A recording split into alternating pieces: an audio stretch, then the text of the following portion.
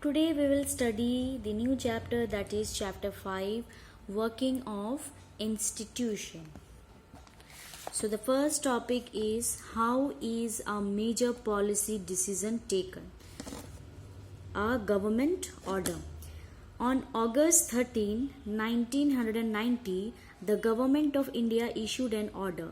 It was called an Office Memorandum. So on 13th August 1990, the Government of India issued an order, and the name of the order is Office Memorandum.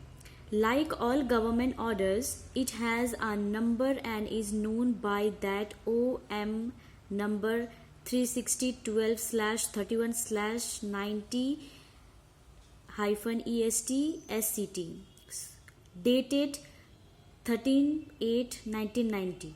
The Joint Secretary and officer in the Department of Personnel and Training in the Ministry of Personnel, Public Grievances and Pension signed the order. So these are the people who have signed the order. It was quite short, barely one page. It looked like any ordinary circular or notice that you may have seen in school.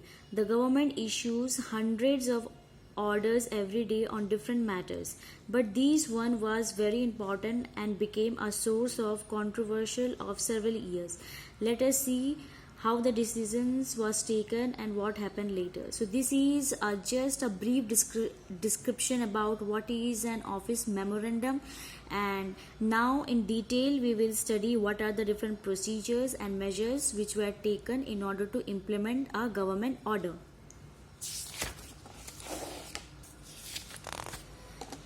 This order announced a major policy decision. It is said that 27% of the vacancy in civil post and service under the Government of India are reserved for the socially and educationally backward classes, SEBC. So it is believed that about 27% of the vacancies in the civil service examination and post under the Government of India are reserved for the socially and educationally backward classes, SEBC.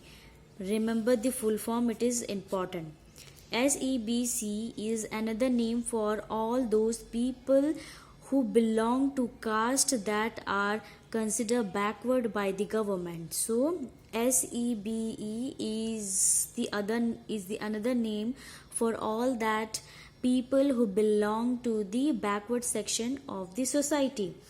The benefit of job reservation was till then available only for scheduled caste and scheduled tribe. So till now only scheduled caste and scheduled tribes people were given the reservation system.